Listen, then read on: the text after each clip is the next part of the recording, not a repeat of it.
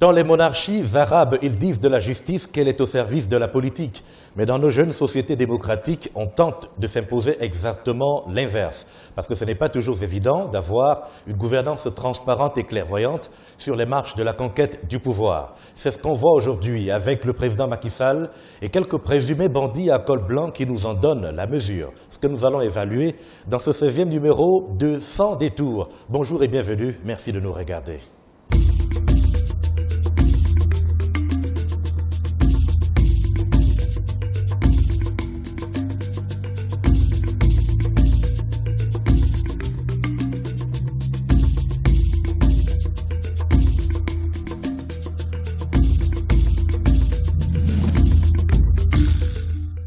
Grand invité témoin de Sans détour, aujourd'hui un profil éminemment politique que j'ai failli présenter sous les drapeaux du RND ou du PDS, mais c'est aujourd'hui dépassé depuis le temps où il a laissé quelques frustrations derrière lui pour mettre sa liberté de ton, d'aucuns diraient sa grande gueule, au service de l'APR et précisément de Benno Bokk Yakaar. Et évidemment, ce sont 40 ans de militantisme d'un syndicaliste au bout des doigts, syndicat de la banque, ce qui lui vaudra d'ailleurs quelques parchemins, quelques éléments de son parcours, parce que finalement, il se consacre à la haute administration politique au Sénégal, dont la dernière, président du groupe parlementaire de la coalition dirigeante, Benno Bokk Yakaar à l'Assemblée nationale.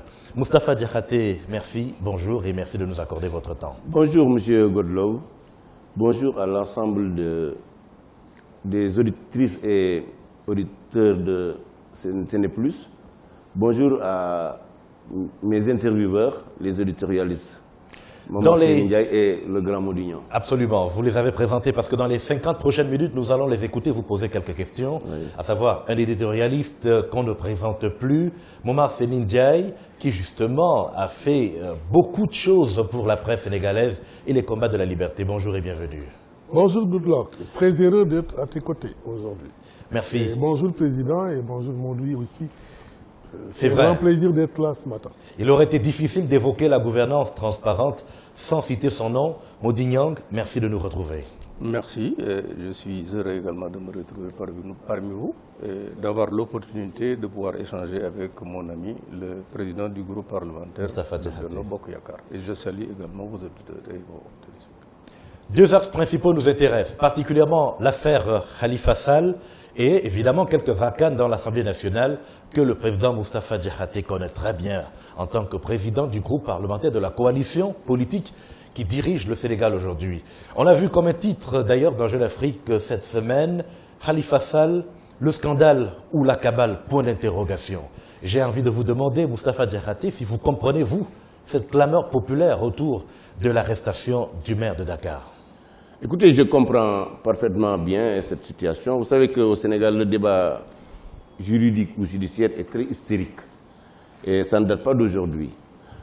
Pour ce qui concerne le cas Khalifa Sall, je crois qu'il y a plus de scandale que cabale. Si on se fie aux faits avérés, c'est plus un scandale que des cabales. Maintenant, évidemment, on ne peut pas empêcher aux gens d'avoir des préjugés et de les exprimer. Pour aller plus directement, il se trouve, et d'aucuns le disent, que si Khalifa Sall avait été de l'autre côté de la mer, il ne serait pas noyé. Écoutez, je ne vous apprends rien en vous disant qu'avec des si, on peut mettre IMEX, CNeT+, et toute l'humanité dans une bouteille. Moi, je me fie aux faits qui ont été identifiés par l'IGE et qui sont portés à l'opinion, qui sont mis sur la place publique.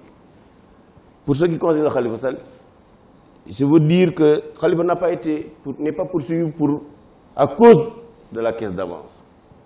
La caisse d'avance de la ville de Dakar date de 1987 avec le maire Mamadou Diop, contrairement à ce qu'il dit de 1920.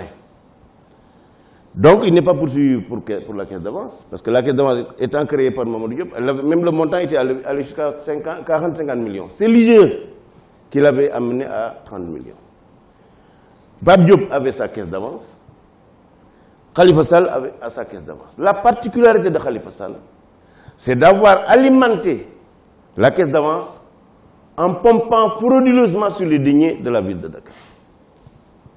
Autrement dit, pour alimenter sa caisse, il présentait de fausses commandes, de fausses livraisons, de fausses réceptions, de fausses factures, d'achats fictifs de faux riz et de faux mil. C'est pour ça qu'il est poursuivi. Ça, c'est des faits. Mais Monsieur le Président, oui. Ce qui étonne les gens, enfin l'imagerie populaire d'une manière générale, c'est un peu la concomitance entre ces événements judiciaires dont vous parlez et un peu le contexte politique. L'IGE, qui est une prestigieuse institution, est à la mairie de Dakar depuis 18 mois, mais pourquoi maintenant? Écoutez, vous savez, je ne peux pas répondre exactement à la question. De revenir sur le fond de la question. Je ne peux pas répondre à la question exactement parce que je ne suis pas maître du temps par rapport à cette affaire-là. Ce que je sais, c'est qu'effectivement, le contexte n'est pas favorable à une bonne communication sur ce qui s'est passé à la ville de Dakar. Aujourd'hui, si vous écoutez les partisans de Khalifa Sall, ils le présentent comme une victime politique de quelqu'un qu'on cherche à éliminer en faisant abstraction des faits qu'on lui reproche. C'est-à-dire d'avoir fait du faux en écriture publique pour alimenter une caisse. Et d'ailleurs, même si vous écoutez Khalifa Sall, dans un premier temps, il parlait de la caisse d'avant, maintenant il a évolué pour parler de fonds politiques. Il n'existe pas de fonds politiques au Sénégal, aussi bien pour l'État que pour les membres. Oui, c'est des fonds spéciaux. C'est ce qu'on appelle des comptes spéciaux. Mais apparemment, il avait des dérogations sur les procédures pour lui permettre de l'utiliser. Ils ne peuvent pas vous montrer une seule loi où on a donné à la ville de Dakar un statut particulier budgétaire. Je vous le concède, Président, parce qu'en fait, vous n'êtes pas le procureur de la République et il nous sera difficile, effectivement, d'aller au fond de ce dossier parce que ni vous ni moi n'avons les éléments parfaits pour mener l'enquête. La vérité va se manifester au bout de nous avons aussi judiciaire. le devoir de nous interroger quand même évidemment sur les pratiques. Parce qu'en réalité, au-delà de ça, au-delà des procédures, il y a quand même des pratiques qui avaient été plus ou moins tolérées et c'est l'argumentaire de Khalifa. Pourquoi aujourd'hui, malheureusement, les usages qui avaient été tolérés jusqu'ici, aujourd'hui ne sont plus légion. C'est ça fondamentalement le problème et c'est ça qui fait en quelque sorte croire aux gens qu'il y a une inégalité de traitement. Vous savez qu'il y a une particularité par rapport à ce qui s'est passé à la ville. Absolument. Il s'agit de faux. C'est-à-dire que Mamadou Diop avait sa caisse d'avant, Khalifa avait sa caisse d'avant, Pape Diop avait sa caisse d'avant, mais ici la caisse d'avant a été alimentée par du faux. Ça, c'est une particularité qui est unique dans l'histoire du... Cette ONG, Moustapha Tchahate, je vous propose... Le GIE n'a pas existé avec Khalifa. Hein. Vous dites Le GIE n'a pas existé avec Khalifa, il a précédé Khalifa là-bas. Je n'en suis pas sûr. D'accord, c'est ce qu'on a dit. Les usages, source de droit. Je pense que le mot de Jeune-Afrique, je crois, c'est scandale ou cabale. Cabale, exactement. Écoutez, jusqu'à preuve du contraire, Khalifa Sall est innocent.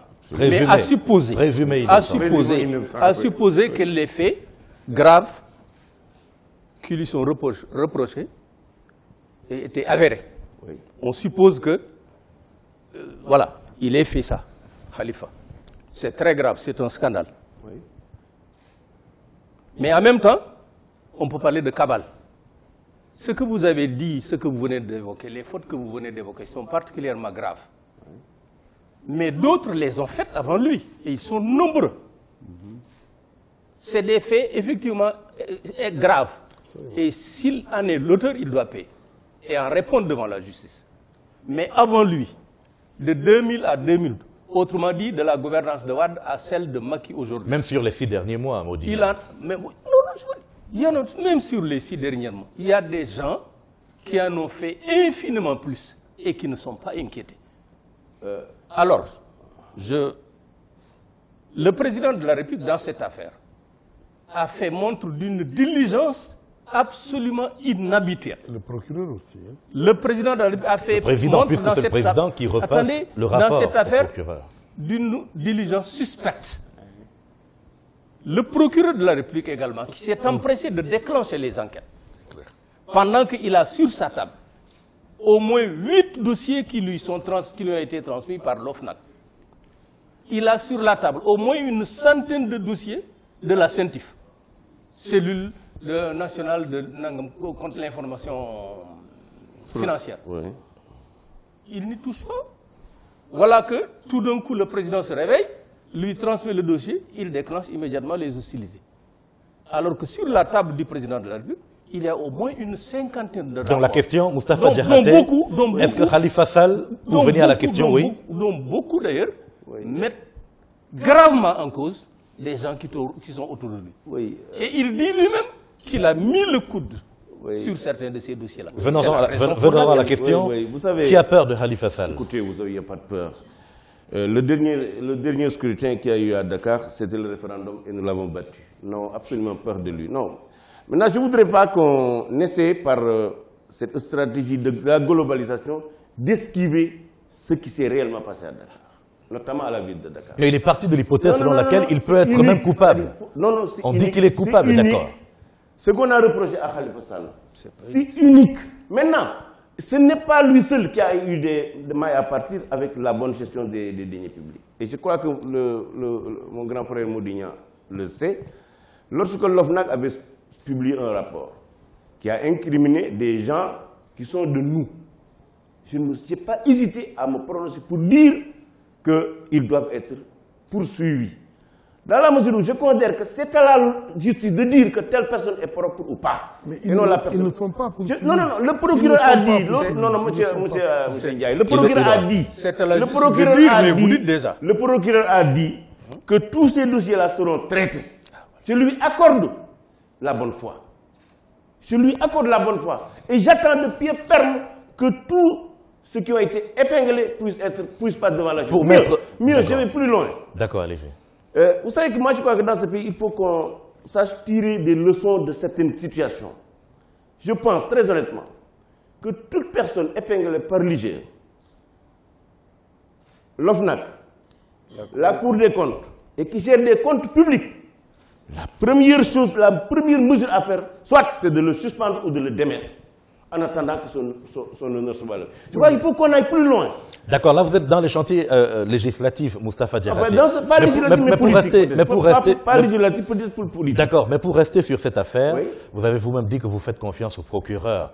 Fut-il qu'il y ait une justice à plusieurs vitesses, vous lui faites confiance, c'est ce que vous dites. Non, je n'ai pas dit qu'il y a justice à plusieurs vitesses. Ce que je sais, c'est qu'il y a un... C'est-à-dire qu'il peut poursuivre Khalifa Sall aujourd'hui et poursuivre d'autres après les élections, c'est pas grave. Non, je ne peux pas penser qu'on puisse attendre après les élections pour ouvrir d'autres dossiers. D'accord, maintenant ça doit être fait immédiatement. D'accord, la question que je souhaite vous poser là-dessus, tous ces rapports d'enquête de l'OFNAC, de l'IGE, de la Cour des comptes d'ailleurs, sont parfois frappés du sceau confidentiel et seul, visiblement, le président de la République a le pouvoir, j'allais dire divin, d'instruire ou de demander à la justice. Pas forcément. Le rapport de l'OFNAC n'est pas frappé du sceau de la confidentialité. Tout comme le rapport de la Cour des comptes. Ça, c'est des rapports qui sont rendus publics. Restons sur l'IGE où il y a la confidentialité. Et dès l'instant que le procureur insiste sur un rapport, la confidentialité saute. Ah donc c'est le procureur qui a insisté sur le rapport et pas le président de la République. Mais c'est normal quand donc ce rapport n'est pas le procureur. Donc ce rapport sera rendu public. Ce n'est même pas le président de la République qui transmet le rapport à l'IGE, c'est le Premier ministre qui le fait. Est-ce qu'il sera bientôt public le rapport? Mais c'est déjà public, le rapport concernant Khalifa Sall. C'est déjà public, je crois qu'il faut quand même qu'on s'écoute, je pense. D'accord, allez-y. Je pense que le problème est le suivant. Si on regarde les choses de manière lucide, il y a d'un côté des actions judiciaires normal contre quelqu'un qui a pris des écarts dans la gestion des fonds publics. Ce que Modi a dit tout à l'heure. Tout le monde pense effectivement que Khalifa doit être entendu et doit fournir la traçabilité et les justifications nécessaires pour quand même prouver l'utilisation de ces fonds. Il y a donc d'un côté l'action judiciaire qui est normale, mais de l'autre côté, il y a l'inaction judiciaire qui touche non seulement des proches du président, mais des parents proches du président. Parce que cette même IGE s'est intéressée aussi à la gestion des municipalités qui sont dirigées par Aliou Sall, par M. Timbo et par les oncles du président qui sont nombreux dans les municipalités. Mais pourquoi on n'a pas senti la même célérité chez le procureur? Oui, enfin, M. Ndiaye, vous savez que pour ce qui concerne le rapport de l'IGE qui a incriminé un certain nombre de maires qui sont, des membres de la paire, le rapport a été transmis à la chambre disciplinaire de la Cour des comptes. Et bientôt, ils vont défiler. Bientôt. Ça, je peux vous le dire. Mais bien sûr, on ne peut pas ne pas le faire. Ne serait-ce que par rapport à notre propre crédibilité. Nous ne pouvons pas instaurer dans la tête des Sénégalais que nous sommes dans un pays où la justice est sélective. Mais pourquoi on ne l'avait pas fait en même temps? Mais c'est ce que je souhaitais. Mais ce n'est pas le cas, mais ce sera fait. Mais donc, il y a inégalité devant la loi. Non, il n'y a pas d'inégalité. Parce que ce n'est pas la même juridiction. La Cour des comptes, c'est différent d'un juge d'instruction. C'est différent. Mais tous les dossiers atterrissent sur la table du procureur, en fait. Mais bien sûr, mais le procureur même l'a dit, et qu'il a transmis ce dossier à la Cour des comptes. Je crois très honnêtement, vous pouvez appeler le président de la Cour des comptes pour lui dire pourquoi ça ne va pas plus vite que le juge d'instruction. Quand on considère les sanctions qui sont susceptibles d'être prises là-bas au niveau de la Cour des comptes et celles qui sont susceptibles d'être prises par le juge, on voit que vraiment, c'est pas là, mais c'est loin de... Et je passe rapidement. Moi, je pense que pour ce problème, les faits sont éminemment graves. Mais prenez le cas du FESMAN. Avec la complicité du ministre de l'économie et des finances d'alors, l'État a emprunté auprès d'une banque privée 15 milliards de francs CFA. Remis entre les mains d'un particulier qui n'est pas du tout comptable public. L'argent a été versé dans la société d'un privé, en l'occurrence Lumdiaye. Après le FESMAN, je précise que le FESMAN est parti d'un budget initial de 5 milliards déclaré à plus de 80 milliards à l'arrivée. Tout à fait. Donc, ce monsieur Lumdiaye, devant l'IGE, soi-disant, il avait pour mission de payer les différentes prestations dans le cadre du FESMAN. Il se retrouve devant l'IGE, il a été incapable de justifier les 3 milliards. Exact. Celui-là, il est là à Touba, conseiller municipal tranquillement. Entre-temps, il a même gagné des marchés. C'est un exemple. Pourquoi ne pas taper sur celui-là? Samuel Sarr, dans le cadre de... Il a dit que le procureur va le faire bientôt. Attendez, non, dans le cadre de la Société africaine de raffinage. Mais ça, c'est plus ancien que le cas Khalifa Sall. Absolument. Le cas Samuel Sarr. Oui, mais l'autre aussi. Mais Amadouba. Bon, Samuel Sarr, avec ses importations de pétrole, mais c'est le pire des scandales. C'est des dizaines de milliards qu'il a fait perdre à l'État. Et l'inspection générale d'État a recommandé l'ouverture d'informations judiciaires contre Samuel Sarr. Ça fait plusieurs années. Il est là, tout tranquillement. Alors que le rapport de l'IGE sur Khalifa Sall ne recommande même pas de poursuite judiciaire, si visiblement. Non, je veux dire, fait des recommandations sur dans l'amélioration de la gestion. Vous ne pouvez pas dire ça. Non, je veux dire... Le rapport... Il a recommandé. Non, vous ne pouvez pas dire ça. Il a recommandé des poursuites. Mais le rapport est tout récent par rapport à ces faits que je vous viens de dire. Il y a le point de l'antériorité. Il date de 8 ans, etc. Écoutez, M. Ignan, vous ouvrez... Attends, je termine. Oui. Et il y en a d'autres, des dizaines et des dizaines qui sont dans cette même situation, sur lesquelles le président de la République ferme imperturbablement les yeux. Et voilà que tout d'un coup... Non, le président n'est pas le procureur. Mais c'est lui qui déclenche la... D'accord. C'est lui. C'est le premier ministre. Parce que non seulement le procureur reçoit le rapport, mais il en a reçu beaucoup, sans lever le plus petit doigt. Le procureur. Oui, mais tout d'un coup, il reçoit le rapport qui met en cause Khalifa Sall et immédiatement les hostilités sont déclenchées. Je propose qu'il parte d'une hypothèse de culpabilité de Khalifa Sall, dont il ne défend pas. Non, mais je ne sais pas s'il le défend. Maintenant, il est moins... Personne ne peut attendre. J'ai fait 2 contributions. Il va répondre. Où je me suis dit, je ne me prononce pas sur le fond.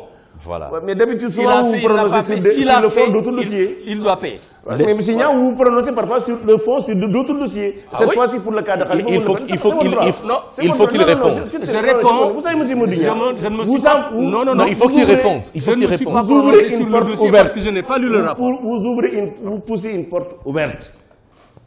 Je ne peux vous donner qu'une réponse de principe, Maudit, que de mon point de vue, toute personne incriminée par l'IGE, l'OFNAC, la Cour des comptes doit être poursuivie. Mieux, il faut qu'on aille au-delà, que désormais, dans ces cas-là, que la personne soit démise. Ça, c'est le principe. Je vous dis non, je ne peux vous donner que des réponses de principe. Mais parce que ce que vous dites, nous sommes d'accord. La réalité nous sommes d'accord, Maudit. Toutes les personnes qui ont participé au carnage financier du FESMAN, au carnage financier du monument de la Renaissance, au carnage financier du pétrole, toutes ces personnes doivent payer, doivent être punies sévèrement. Je ne peux que vous donner ce D'accord, s'il vous plaît, prenons 5 minutes pour sortir de la question parce qu'on est dans le judiciaire. Mais si on reste dans la proximité politique qu'il y a sur le dossier, justement, tel qu'il en parle, il n'y a que la coalition Benno Bokk Yakaar quand même a vu avec ces affaires depuis Barthélémy Diaz, Bamba Fall, le maire de la Médina, quelques légères fissures, je veux rester gentil. Que deviendra la coalition Benno Bokk Yakaar à quelques semaines de législatives? La coalition Benno Bokk Yakaar, elle est toujours ce qu'elle a toujours été. Elle est ce qu'elle a toujours été, une coalition forte. Maintenant, pour ce que vous parlez des soubresauts au niveau du Parti socialiste, je ne peux pas, moi, personnellement, considérer ça comme une crise au sein du PS. C'est plutôt quelques remous, notamment une partie de Dakar. Bon, je souhaite que cette situation soit dépassée et qu'ils retrouvent leur sérénité. Et je considère d'ailleurs que la stratégie de communication victimaire de Khalifa Sall, cette situation en fait partie. Bon, mais ça, c'est le problème du Parti. Monsieur le Président, sortez un peu de la langue de bois. Vous savez très bien que ça ne marche pas au sein de la coalition. J'espère que vous me connaissez assez pour savoir que je n'en ai pas. Mais je vous assure quand même. Quand ça marche très bien, vous savez très bien. Vous savez bien que je n'en ai pas. Des partis issus de la coalition se plaignent parce qu'ils ne sont pas prévenus à temps. Sur la loi sur la décentralisation, ils l'ont appris comme tout le monde. Sur beaucoup de mesures, il y a eu des remaniements ministériels pour lesquels les membres de la coalition Benno Bokk Yakaar l'ont appris par la presse. Il y a eu plein de choses sur lesquelles le président Macky Sall ne consulte pas, y compris des ballons d'essai qu'il a envoyés pour ce qui concerne la constitution des listes pour les procédures. Tout ça, ils ne sont frustrés. Et vous avez vu la dernière sortie de la LDMPT qui dénonce comme l'inégalité devant la justice. Donc arrêtez de nous servir de grand moment. Ce que certains partis de la coalition reprochent au président Macky Sall, c'est le traitement de faveur qu'il accorde à la LD, au PIT, au Parti social et à l'AFP. Donc la LD ne peut pas dire ça. La LD, c'est toujours ce que je sais, pour toute décision majeure, le président de la République informe les leaders de la coalition Benno Bokk Yakaar. Ah donc la coalition. C'est pas ce qu'ils disent, hein, donc la coalition Benno Bokk Yakaar. Tanor a dit un jour qu'il a appris le remaniement ministériel par la presse. Quel remaniement ministériel? Il y a eu un petit remaniement quand Abdoulaye est parti. Ah mais alors, où est le problème? Il l'a appris par la presse. Écoutez, vous pensez que c'est une façon de... Mais non, mais grand moment, le président Macky Sall qui est élu président de la République, qui nomme aux fonctions civiles et militaires, y compris le Premier ministre. Il a une coalition. Absolument. Il a une absolument. Mais le fait de démettre un Premier ministre, on n'a pas besoin quand même de consulter la coalition. Il les a consultés avant de constituer le gouvernement. Il aurait dû avoir la même élégance. Il leur a demandé de lui donner des noms pour les qui figurent dans le gouvernement. C'est comme ça que les choses se passent quand même. Moi, vous savez, oui. Je ne souhaiterais pas m'étaler sur cette affaire de Benno Bokk Yakaar et de ses alliés. En tout cas, c'est le président du groupe parlementaire Benno Bokk Yakaar que vous avez devant vous. C'est le président du groupe parlementaire, mais ce qui se passe à l'intérieur de ce Benno Bokk Yakaar-là, les problèmes qu'il y a entre ça, vraiment, moi je préfère parler de la manière dont nous sommes gouvernés. Ça, c'est des problèmes politiciens. Ah non, mais ça fait partie. Hein, c'est important. Qui les gère. Non, non, moi personnellement, j'exprime mon point de vue. Je n'aurais pas souhaité m'attarder sur Benno Bokk Yakaar avec les problèmes qui lui... On va nous y attendre. Non, je dis moi, vraiment, d'accord, vous dites je passe. Vous ne le souhaitez pas, mais comme il est le président du groupe parlementaire de la coalition Benno Bokk Yakaar, qui, dit-il, informe les leaders de la coalition, est-ce que Benno Bokk Yakaar se referme simplement aux dirigeants, c'est-à-dire Tanor Dieng, Moustapha Niasse et tous ceux qui sont bien installés au sommet du pouvoir? Au sens, la coalition et le groupe Benno Bokk Yakaar. Pour ce qui concerne le groupe, moi j'ai mis en place ce que j'appelle la structure, le collectif des plénipotentiaires. Autrement dit, vous savez que la coalition Benno Bokk Yakaar, c'est une fédération de coalitions du premier tour de la présidentielle. C'est au moins 300 organisations. Hein. Non, les sous-groupes. Il y avait Benno Siggi Sénégal, Macky 2012, Benno entre autres. Ça, c'est les coalitions à l'intérieur. À l'intérieur de la coalition. Dans le cadre du groupe, j'ai mis en place ce que j'appelle le collectif des plénipotentiaires, qui représente les entités politiques représentées à l'Assemblée nationale. Les partis ou bien les coalitions? C'est les entités politiques qui sont représentées à l'Assemblée. Et qui sont représentées à l'Assemblée, mais qui sont issues, qui ont été mises en place lors du premier tour de la présidentielle. Évidemment, il y a du nouveau. Par exemple, le groupe Besdouniak n'était pas à la présidentielle, mais ils sont des députés qu'ils ont obtenus par eux-mêmes. Tout comme d'ailleurs le MRDS. Moi, j'ai mis en place un collectif avec qui, quand le gouvernement nous présente un projet de loi, je discute avec eux. Ensuite, je convoque toute la coalition pour qu'on échange ensemble sur la loi. Ça, c'est le volet législatif. Maintenant, le volet exécutif, il y a des frustrations qui se manifestent et les partis le disent clairement. Évidemment, il y a des gens qui s'expriment, mais de mon point de vue aussi, mon grand, vous pouvez être d'accord avec moi, quand même, la coalition Benno Bokk Yakaar, c'est pas une caserne. Les gens, quand même, sont libres d'exprimer leur point de vue. Et je crois que c'est comme ça qu'on peut aller plus loin. Quitte à finir avec des dédales. Donc, quitte à finir par se comprendre. Nous ne sommes pas une caserne. Les gens qui sont là-bas, c'est des hommes et des femmes. Parce qu'il y en a qui disent s'exprimer et avoir ensuite le procureur sur le dos. Ah, mais parce que justement, ils sont allés à... Qui s'est exprimé pour des questions politiques? En fait, la question à la base que j'avais posée et à laquelle Modignan refuse de participer, c'est celle de savoir... on a parlé des risques d'implosion de la coalition Benno Bokk Yakaar depuis le temps. Aujourd'hui, par exemple, le maire Bamba Fall, il est de la coalition Benno Bokk Yakaar, non? Écoutez, vous savez... il est sorti. Vous savez, Good Love. Non, je veux dire que c'est quand même... Good Love, depuis 5 ans, chaque jour, les journalistes nous préparent les funérailles de la coalition Benno. Et nous tenons, chaque jour, vous préparez les funérailles. À quel prix? À quel prix vous tenez? Non, c'est pas pour demain. À quel prix vous tenez? Donc la question, pour nous résumer... De la concertation, de l'implication, de la participation à la gouvernance du pays. Nous, le président de la République aussi, nous avons considéré que nous avons gagné ensemble et nous gouvernons ensemble. Maintenant, il y a, de mon point de vue, quelques faiblesses du point de vue du fonctionnement de la coalition. Moi, je me suis battu pour qu'on ait un siège. Je pense, et pour le moment, on a mis en place un secrétariat exécutif. On a mis en place ce qu'on appelle la conférence des leaders. Mais de mon point de vue, le fonctionnement optimum n'est pas encore atteint. Et il est nécessaire qu'on puisse, à chaque fois que de besoin, rencontrer les leaders de la coalition, que les membres de la coalition, les leaders puissent se réunir, et que les plénipotentiaires aussi puissent se réunir pour apporter la valeur ajoutée de la coalition par rapport à la gouvernance du pays. C'est ça, moi, je crois qu'on doit faire. Évidemment, pour le moment, on a le siège, on a le secrétariat exécutif, mais je crois qu'on doit plus loin dans le cadre de raffermissement. C'est la concertation qui manque. On a l'impression que Macky Sall continue encore d'imposer ses décisions. Mais il n'impose rien. Moustapha Diakhaté, lorsque vous dites ce qu'il y a à faire, Modignan, vous voulez peut-être prendre la parole. Lorsque vous dites ce qu'il y a à faire, on a l'impression de vous entendre en campagne électorale du dernier mandat, alors qu'on va vers des élections législatives. Vous dites ce qu'il faut corriger, ce qu'il faut faire. Je ne vais pas annoncer la mort de Benno Bokk Yakaar, mais on va vers les législatives. Vous ne pouvez pas l'annoncer parce qu'elle n'a pas lieu. On va vers les législatives et on se rend compte quand même que Benno Bokk Yakaar est de plus en plus, ça vous n'allez pas me l'enlever, de plus en plus fissuré. Et j'allais vous poser la question de savoir si vous pensez que le capital que vous avez eu sur le référendum est le même que vous allez reproduire sur les législatives. Vous voyez les mêmes résultats? Mais je n'ai pas vu quelque chose de nouveau qui puisse me permettre de penser le contraire. Nous allons vers les législatives, nous trouverons les modus operandi pour avoir des listes consensuelles. Qui va diriger la liste? Quelle liste? De Benno Bokk Yakaar. En toute honnêteté, je ne le sais pas. La seule chose que je peux vous dire, c'est que je ne sais pas y figurer. Mais je ne sais pas qui y figurera et qui dirigera la liste. Donc vous n'êtes pas candidat à être député pour le prochain mandat? Absolument. Vous allez prendre votre retraite parlementaire? Oui, retraite parlementaire, c'est pas politique. C'est une information. C'est une bonne information. C'est une très bonne information, Moustapha. On vous a quoi? Je l'ai déjà dit, je crois que le grand kiff. On vous a promis un poste ministériel. Comme mon nombre. On vous a promis un poste ministériel. Vous allez virer à l'exécutif. Non.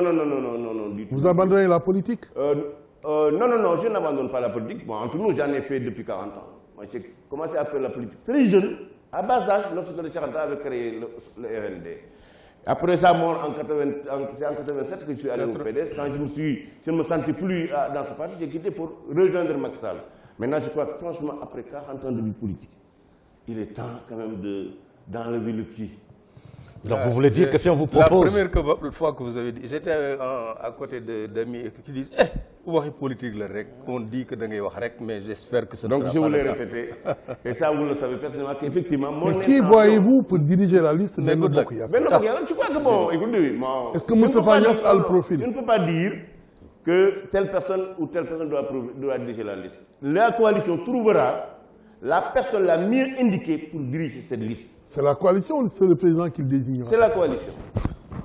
C'était là le jour où on désignait Moustapha Niasse comme tête de liste. Une dernière question sur cette partie. On trouvera un consensus autour d'un nom et autour d'axes programmatiques pour Un conseil du président Luc Sarr, pour ne pas le nommer, avait déjà avancé la possibilité ou peut-être la probabilité de faire nommer Moustapha Niasse comme tête de liste pour les législatives. Ah oui. C'est son opinion. Pour le moment, il n'a pas été démenti par le président de la République. Non, ce que je peux vous dire, pour le moment, à ce jour et à cet instant où je suis avec vous, il n'y a pas de décision sur la tête de liste de Benno Bokk Yakaar pour les législatives.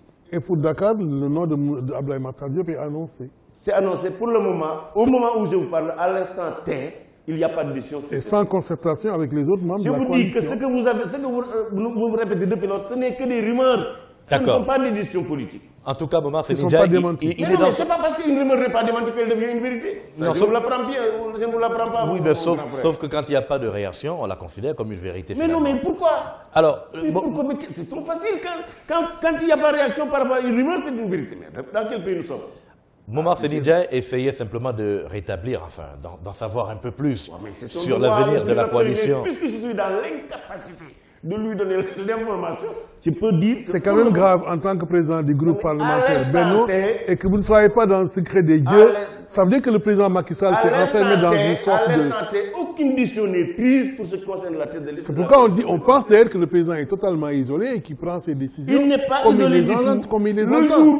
On est à 3 mois des élections, vous ne savez même pas qui va diriger votre liste. Vous n'avez pas de thème de campagne, vous n'avez pas de liste définitive. Le jour où la décision sera prise, oui. Je le saurai à l'instant T.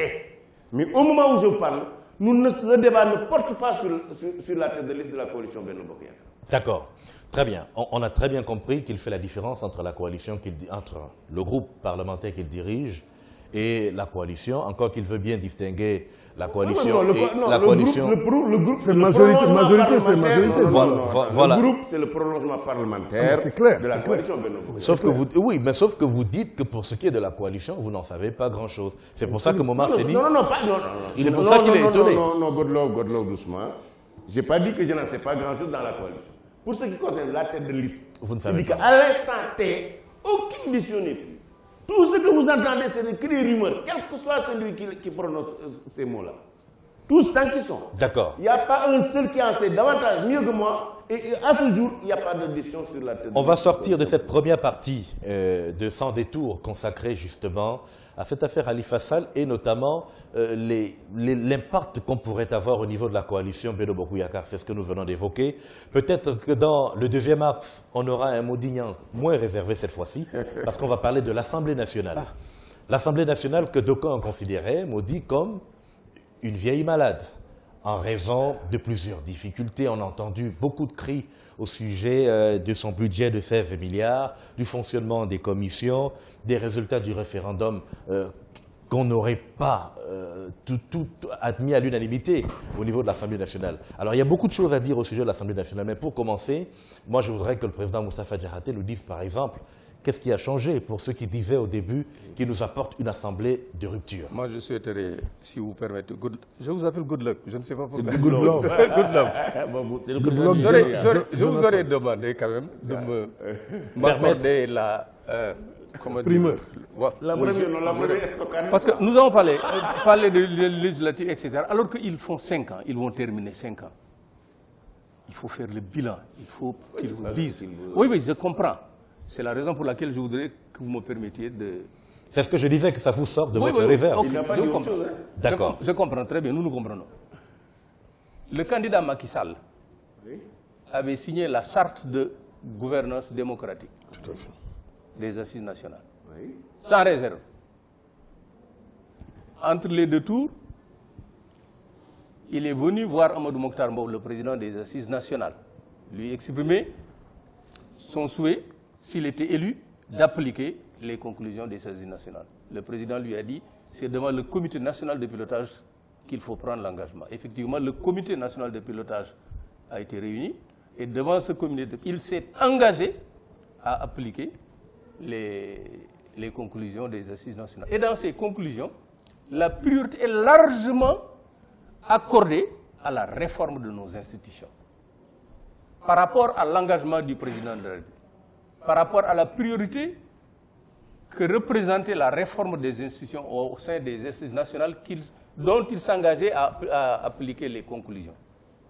Quel bilan vous faites après 5 ans de présence à l'Assemblée nationale et au Palais? Quel bilan vous faites par rapport à la réforme de ces institutions? Et en particulier, le travail parlementaire. Bon, d'abord, c'est ça en particulier qui va me servir de colonne vertébrale pour donner ma réponse. Et avant, je voudrais peut-être vous lire un mot pour mieux vous relancer, quand vous avez perdu votre mère, que la terre lui ça. Votre mère, votre père. En 2000, mon frère ou c'est en quelle année? En tout cas, il venait vous présenter ses condoléances. Oui, c'est mon frère, mon jeune frère. Alors, s'adressant à tout le monde, il dit, ça, parce que quand même ça c'est important, par rapport à la question que j'ai posée. C'est pas très long le texte. Non, il n'est pas long.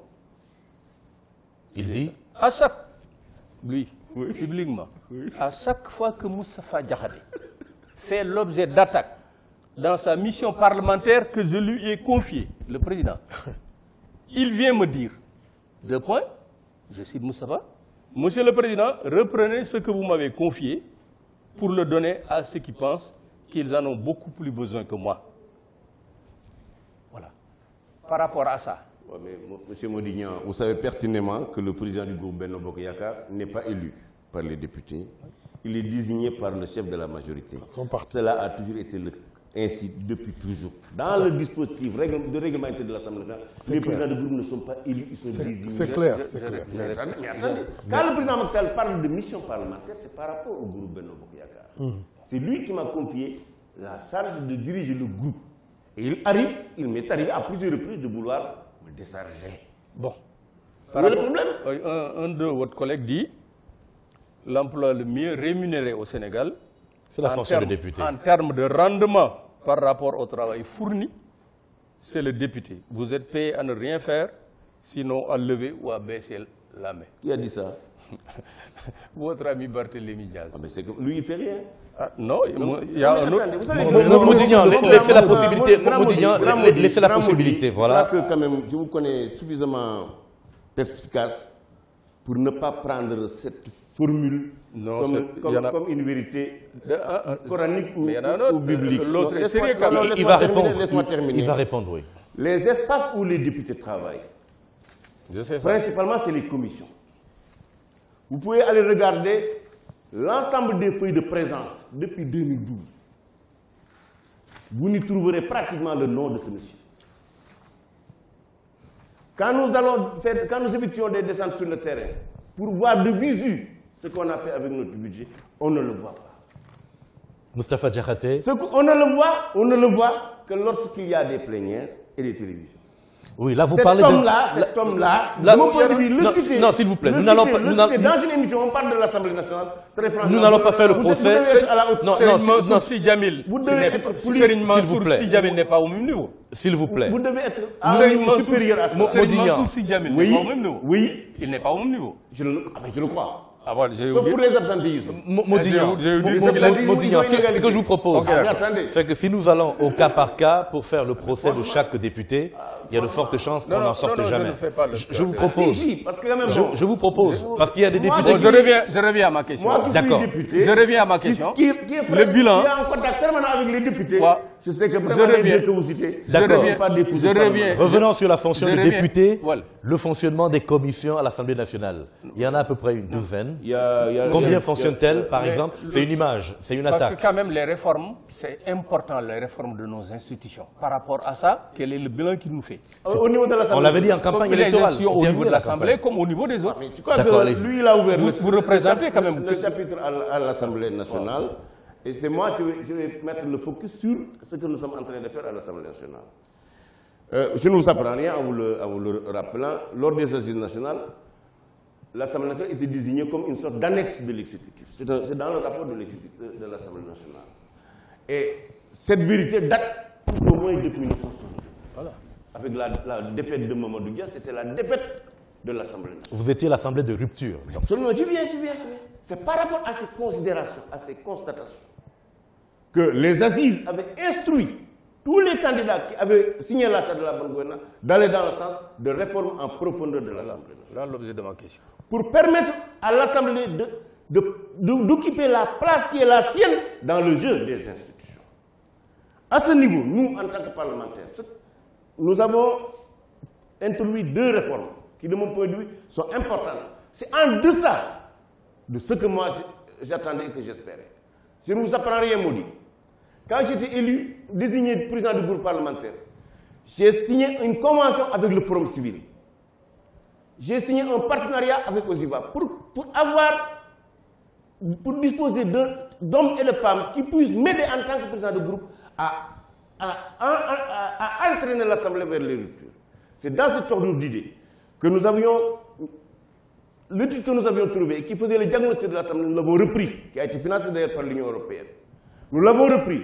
On a organisé des séminaires avec des professeurs d'université, des parlementaires aguerris, pour élaborer un nouveau règlement intérieur de l'Assemblée nationale. Cela se l'est fait depuis 2013. Et qu'est-ce qui a changé? Je suis au regret de vous dire qu'il n'y a pas eu de suite. Oui, mais et c'est là tout le problème. Je continue. Maintenant, il y a deux réformes de mon point de vue qu'on a initiées qui me semblent bonnes. Donc vous admettez que l'Assemblée n'a pas bougé? Si, non, c'est bien. Il y a deux réformes. Il dit qu'il n'y a pas eu de suite. Oui. D'abord, avec ce que nous avons fait en matière de traduction simultanée. Moi, je ne le considère pas comme quelque chose d'inutile. Ça a permis de libérer les députés qui se heurtaient à l'obstacle linguistique. Aujourd'hui, vous parlez... Oui, mais ça, c'est de la cosmétique, c'est pas très important. J'ai dit c'est de la cosmétique, c'est pas très important. C'est vous qui le croyez. Moi qui suis militant des langues nationales, et certainement avec Modignan, nous ne considérons pas ça comme de la cosmétique. Ça n'a pas fondamentalement changé. Comme une avancée majeure. Monsieur le C'est le Président, seul espace de la moi, je vais vous interroger. Où quand vous parlez votre langue maternelle, vous êtes compris par l'autre parce que c'est traduit. D'accord, ne sortons pas du débat. Oui, on cherche. Qu'est-ce qui a changé? Oui. Une mauvaise chose. Dans le cadre de contrôle de l'action du gouvernement, nous avons initié ce que nous appelons les questions d'actualité au gouvernement, qui permet à l'Assemblée nationale de recevoir le gouvernement dans sa totalité pour poser des questions. Combien de ministres avez-vous reçus? Combien de ministres avez-vous reçus dans le cadre de cette approche de contrôle de l'action gouvernementale? C'est-à-dire reçus à l'Assemblée nationale, sur des questions orales. Pratiquement chaque mois, on reçoit le gouvernement dans sa totalité. C'est très peu. C'est très peu par rapport à ce qui était proposé. Le Premier ministre avait promis de venir tous les 2 mois, on l'a vu que 2 fois. Non, pas 2 mois, pas tous les 2 mois. Oui, si, il avait promis au moins 2 mois. On l'a vu que 2 fois, le Premier ministre. Le code de conduite. Ensuite, le code de conduite combien d'initiatives? C'est 2 fois, une fois au minimum. Parlons peu et bien. Combien d'initiatives parlementaires vous avez prises depuis que vous êtes là-bas? Qui, moi? Oui, enfin, je dis votre groupe et les députés du D'abord, je vous dis, je vous rappelle, répondez-moi, le règlement intérieur. Répondez-moi, combien d'initiatives parlementaires vous avez prises? Combien d'enquêtes parlementaires vous avez prises? Non, c'est combien? Je vous répondre. Répondez à il faut répondre. Moi, personnellement, je crois que pour ce qui concerne le fait de voter des lois, ça, toutes les assemblées se ressemblent. Par contre, là où, de mon point de vue, on devait mettre le curseur... Je parle d'initiative parlementaire. Non. Il va répondre. Là où on devait mettre le curseur, c'est mon point de vue, c'est sur le contrôle de l'action du gouvernement. Oui. Maintenant, nous avons une faiblesse. Nous avons une grande faiblesse au niveau de l'Assemblée nationale. Vous savez que l'ensemble du personnel, il n'y a que 5% de cadres. C'est pourquoi d'ailleurs, c'est pour faire face, pour relever ce défi, que nous avons organisé des missions en Afrique et en Europe pour nous inspirer des pratiques parlementaires dans ces pays-là. Et quand nous sommes revenus, nous avons élaboré un rapport et nous l'avons remis au président de l'Assemblée nationale pour qu'on dote l'Assemblée nationale des meilleurs cadres de ce pays, pour qu'au moins les députés puissent avoir une assistance qui leur permette de faire correctement leur travail. Mais est-ce que la loi sur la parité n'a pas plombé, au fond, la compétence des députés? Je ne le crois pas, parce qu'en le disant, vous sous-entendez que les femmes ne sont pas compétentes. Il y a beaucoup de femmes incompétentes là-bas. Mais il y a aussi des hommes qui ne sont pas compétents. Et des femmes qui ne sont pas compétentes. Il y a aussi des hommes qui ne sont pas compétents. Donc la compétence, ce n'est pas lié au sexe. Voilà. Donc pour nous résumer, malheureusement, les plus grandes dérives cette année ont été le fait même des si vous femmes. mettez que des hommes à l'Assemblée nationale, les faiblesses de l'institution en termes de capacité, en termes de ressources humaines sont telles qu'il est difficile aux députés de faire le travail. Tout à fait, ça on est d'accord avec vous. D'accord. Pour nous résumer donc, il y a eu beaucoup de chantiers en termes de préparatifs pour la réforme de chantiers normatifs, mais il n'y a pas eu de suite comme il a lui-même dit. Et donc ça fait qu'on n'a pas eu une assemblée qui a véritablement impulsé, surtout au niveau de ce que Momar Seni vient de dire. Par exemple, on n'a pas vu d'enquête parlementaire véritablement. Et c'est là que je veux ce qu'il vient de dire. Vous savez, Maudit, quand je suis venu, moi et le Mamadou Lamine Diallo, quand nous avions reçu des décrets d'avance, où Abdoulaye Wade a payé 8 milliards en opérateur économique, par rapport au phosphate, ce qu'on appelle le phosphatage, 8 milliards, et que le bonhomme n'a pas phosphaté 1 mm² du Sénégal. Lamine Diallo et moi, nous avions demandé la création d'une commission d'enquête parlementaire. Je suis au regret de vous dire que ça n'a pas eu de suite. Sur l'affaire du pétrole. Alors ça fait beaucoup de chantiers. Ça fait beaucoup de chantiers. Sur l'affaire Petrotim, par exemple. On vous a attendu. Non. Vous savez, même sur le décret d'avance de Macky Sall. Même sur le décret d'avance de Macky Sall. Parce que Macky Sall, il a pris des décrets d'avance. Il y en avait une centaine en 15 mois. Non, les décrets d'avance, il y a même 5 décrets d'avance. Sur lesquels vous avez travaillé. On a demandé des commissions d'enquête. Mais vous savez que bon... Mais il n'y a pas de suite. Très bien. Il a dit plusieurs fois, il n'y a pas de suite. À quoi sert l'Assemblée nationale? Ça veut dire qu'il y a une faiblesse Modignan. À quoi sert... Voilà mon merci. C'est là où je voulais en venir. À quoi sert l'Assemblée nationale? Quand j'ai posé la question, et quand je connais parfaitement Barthélémy, tu sais ce que je pense de lui. Mais ce qu'il a dit, c'est un état d'esprit. Pour le Sénégalais lambda, le député sénégalais ne fait rien, il est payé à ne rien faire.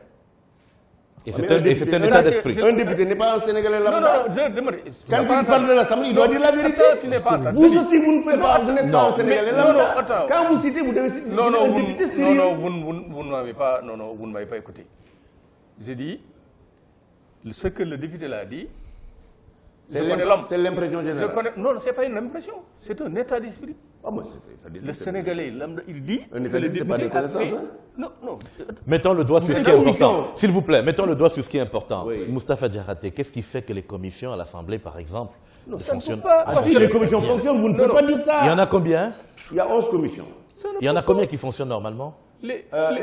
Toutes les commissions fonctionnent, mais les commissions qui fonctionnent le plus, c'est les commissions qui reçoivent les ministres dans le cadre de l'exécution du budget du Sénégal. Donc Thierno Bocoum avait tout faux. Qui sont des commissions internes à l'Assemblée. Par exemple, la commission comptabilité, c'est interne à l'Assemblée, et la commission des lois. Et d'ailleurs, contrairement même à la pratique qui date de toujours au Sénégal, j'ai toujours estimé que la commission des lois, non pas la commission des délégations, c'est la commission qui est habilitée à veiller sur l'application des lois que l'Assemblée nationale. Quelle année le président? Si je ne Seydina Fall. Vous imaginez ça? Qu'est-ce qu'on imagine? Seydina. Oui. Il ne peut pas être président de commission. Peut-être qu'il a fait énormément de programmes entre-temps.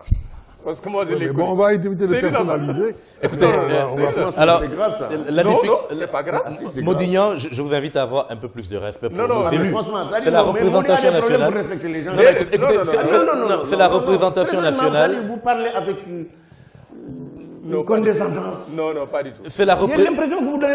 On vous reproche... Non, s'il vous plaît. Il faut prendre les Sénégalais comme on vous reproche... Non, s'il vous plaît. Moi, je vais reprendre la question. Voilà. Il faut qu'on pose la question en termes de structure. Est-ce qu'au fond, le président Moustapha Niasse est un homme politique éminent, qui a une très grande expérience, pourquoi sa personnalité n'a pas pu déteindre sur la qualité de l'Assemblée nationale, sur la qualité de débat, et on l'a vu carrément s'immiscer même dans les affaires internes au PDS. Est-ce qu'au fond, il n'a pas une responsabilité? Qu'est-ce que vous dites là? Oui, mais je veux dire que sur la question... Sur la question du choix du président du groupe parlementaire, entre Fada et tout ça. Évidemment, on a vu ce qu'il a fait. Non, qu'est-ce que vous avez vu? Qu'est-ce que vous avez vu? Qu'est-ce qui s'est réellement passé? Nous, on a ouvert notre session. Le PDS nous présente deux bureaux. De groupe. Mais il fallait voir où se trouve la vérité. Quand nous avons vu que la lettre qu'Omar Sarr avait adressée au président de l'Assemblée était irrecevable, nous avons considéré le président sortant comme... Ouais, vous saviez que la lettre de Fada était une photocopie. Fada a photocopié une vieille lettre qu'il a présentée. Lors de cette session-ci, vous n'avez pas entendu de problème.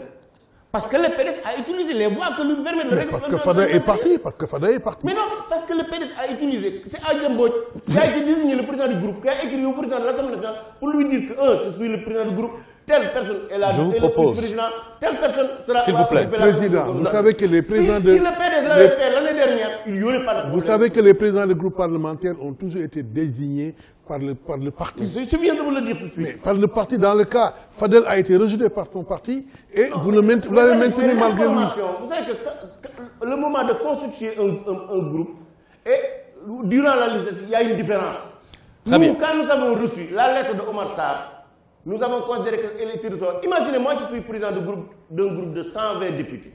Si chaque député peut se lever et écrire au président Moustapha Niasse que c'est moi le président du groupe, non, on ne sortira pas. Bon, c'est pourquoi nous avons estimé qu'un député d'un groupe ne peut pas s'adresser au président de l'Assemblée s'il n'en est pas le premier, le président. Or, ce n'était pas le cas.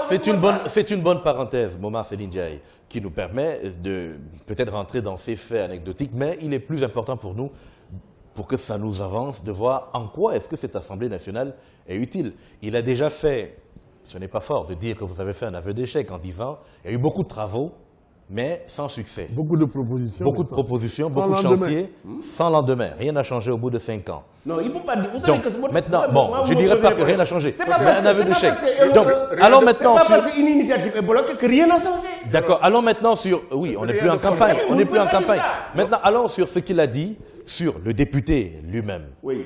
Lorsqu'il a pris une image en disant député payé à ne rien faire, c'est un peu choquant parce qu'il est parti de préjugés. Mais dans les faits, Moustapha Diakhaté, quelle est l'indemnité? Moustapha, c'est ce que dit l'image. Moustapha,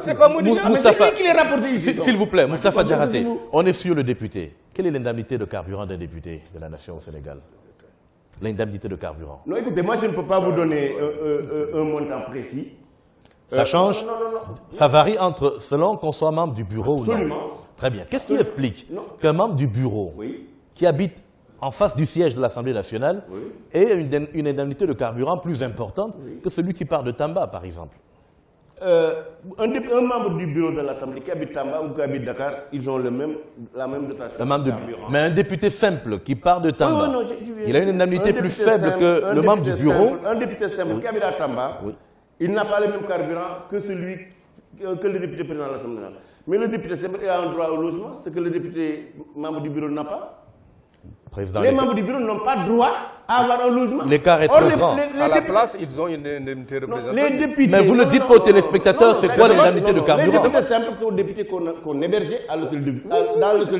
On en avait deux. L'un a brûlé, on ne l'a pas réparé jusqu'à présent. Ce qui fait que l'Assemblée nationale prend la responsabilité de loger une partie. D'accord, c'est combien de litres? De leur donner une indemnité de logement. Et c'est combien de litres en carburant? C'est combien de litres? Non, c'est-à-dire, ce que vous voulez... Parce que le logement, c'est entre 150 et 200 000, mais le carburant, c'est différent. Ce que vous voulez faire ressortir, c'est qu'il y a une inégalité dans le traitement. Je vous ai dit que le député simple qui habite Tambacounda n'a pas la même dotation en carburant que le député membre du bureau. Mais ce député simple qui habite Tambacounda, il a droit à une indemnité de logement. De combien? Ce que je n'ai pas en tant que président de groupe. Oui, mais vous avez combien de litres comparé à cette indemnité de logement? Mais moi, j'ai 1000 litres par mois. Voilà, 1000 litres comparé à combien en indemnité de logement? C'est la différence. Mais il n'y a pas de différence. Permettez-moi de Il nous reste moins de 10 minutes. Maintenant, si vous pensez qu'un président membre du bureau de l'Assemblée, d'ailleurs même dans le règlement intérieur de l'Assemblée, les députés membres du bureau sont insuffisamment moyens payés que ce qu'ils doivent avoir par rapport au règlement intérieur de l'Assemblée nationale. Good love. Et ça, d'ailleurs même le parti démocratique, tous les jours, nous devons avoir le même traitement que les ministres en termes Oui, parce que c'est le pouvoir législatif. Ça, on vous le concède. Nous ne l'avons pas. Non, ça, on vous le concède. Nous sommes sur les injustices dont nous sommes victimes. Non, c'était une question. Président, de ce point de vue-là, vous avez parfaitement raison. C'est le pouvoir législatif, on vous le concède. Les membres du bureau sont alignés sur les ministres. Est-ce que vous pensez qu'il est normal, Modi, qu'au début de la législature, que le président de l'Assemblée nationale ait décidé de prendre sur lui la responsabilité d'octroyer une indemnité de compensation de 100 millions de francs CFA à Moustapha Cissé Lo et à Mbaye Ndiaye? Est-ce que vous pensez que c'est normal, pendant que les membres du bureau n'ont pas le traitement qu'il faut? Comment vous avez réagi par rapport à ça? Non, d'abord, ce que je peux vous dire, en tant que membre, bon, je ne suis pas membre du bureau, mais je participe aux réunions du bureau de l'Assemblée nationale. Cela va de soi, vous êtes le président du groupe dirigeant. Je ne suis pas membre, mais parce que les membres du bureau sont élus. Moi, je ne suis pas élu, je suis désigné, mais je participe aux réunions du bureau et de la conférence du président. Très honnêtement, ce que je peux vous dire, c'est que j'ai appris par la presse. Et vous trouvez ça normal? Très bien, Modignan, s'il vous plaît. Il nous reste moins de 10 minutes. Vous trouvez ça normal? Il nous reste moins de 10 minutes. Est-ce que vous le trouvez normal? Parce que moi, je suis... Que vous l'appeniez par la presse? C'est normal. C'est pour les bonnes raisons. C'est quand même le président de l'Assemblée. Il a les compétences que lui donne le règlement intérieur pour prendre... Et ça ne figure pas, ça ne figure dans aucune loi de finances. Ça ne figure dans aucune loi de finances. Vous savez, quand je vous la première chose que j'ai cherché à faire, le texte qui a exclu Moustapha Cissé Lo et Mbaye Ndiaye. Le texte qui les a exclus, ça, il n'existe pas. Ils ont été victimes d'une injustice parlementaire. Je crois qu'il est juste... Il l'a reconnu. Il l'a reconnu. Les Modignan, s'il vous plaît, le temps s'en va. Réparer avec la même non-transparence. Momar Seni. Parce que personne n'est au courant et ça ne figure pas sur aucune... Momar Seni, il a fait l'aveu. Il a fait l'aveu déjà. Sur aucune loi de finances, ça ne figure. Momar Seni, il a fait l'aveu. Laissez la parole, s'il vous plaît. Je ne peux pas le dire. Laissez la parole, s'il vous plaît, à Modignan. Là où vous devez mettre le focus, c'est l'injustice qui a frappé ces deux collègues. Modignan, allez-y. exclu de l'Assemblée sans aucune base juridique. Il n'y a même pas un texte qui le prouve. Laissez la parole à Modignan.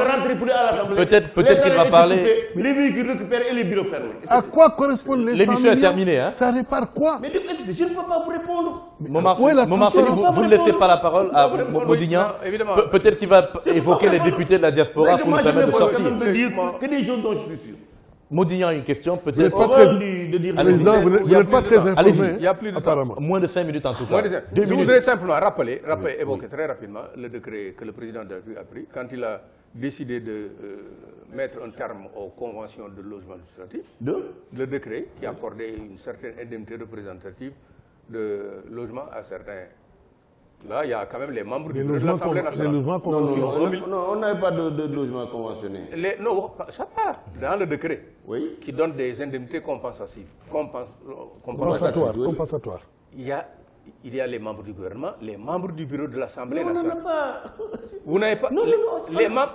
On n'en a pas. Je n'ai pas reçu un franc de cette indemnité compensatrice. Les membres élus du bureau de l'Assemblée nationale. Mais écoute, si vous dites, on n'en avait pas. On n'avait pas de logement.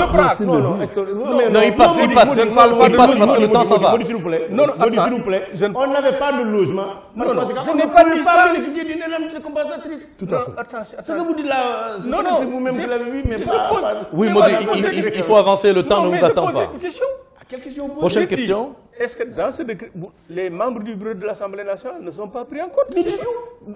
Tu dis quoi là, c'est tout? Mais du tout. Attends, ensuite, oui. Moi, je veux quand même, et c'est important, par rapport à l'équilibre des pouvoirs. C'était une demande sociale. Par rapport à ça, quel bilan vous faites après 5 ans de... C'est-à-dire, quel bilan? Quoi était une demande? L'équilibre. On a toujours estimé... Non, pas du député. Vous représentez quand même un parti, vous représentez une coalition. Les membres du bureau. Attends. Et le même traitement. Oui, attends. Et le traitement qui est pris je ne parle pas de cet équilibre-là. Non, je parle moi du pouvoir exorbitant du président Wade, du président Diouf, du président Senghor et du président Macky Sall. Non, mais président, en fait, c'est que vous en avez plutôt ajouté avec la diaspora. Oui, équilibre par rapport à... Parce que c'est important. Non, si vous parlez de manière simple, on vous comprend facilement. Quand on a parlé de l'Assemblée nationale, je vous ai rappelé une notion qui a été évoquée par le rapport des États qui disait que l'Assemblée est un annexe de l'État. Ça va être votre mot de fin. 1962. Non, plus généralement. Écoutez, d'une manière générale, effectivement, non, pas le président, l'exécutif au Sénégal, en matière de prérogatives et de pouvoir, l'emporte et de loin devant tous les autres pouvoirs au Sénégal. Très bien. Ça veut dire qu'on n'a pas eu le temps d'évoquer... La réponse... Je suis désolé, Moustapha. Je suis désolé. C'est doter l'Assemblée nationale des ressources humaines qui a la capacité de... Moustapha Diakhaté, l'émission est terminée. Malheureusement, sans détour, c'est fini. Nous n'aurons pas le temps d'évoquer les députés de la diaspora pour ce qui est du poids. Merci à Momarseli Ndiaye. Merci à Modignan. Moustapha Diakhaté, ça a été un plaisir de vous recevoir dans Sans détour parce que justement, vous parlez parfois avec quelques détours. Vous ne pensez pas? Non, je ne parle pas vraiment. Merci en tout cas d'être venu et nous disons merci à ceux qui ont regardé Sans détour, le 16e numéro. Au revoir.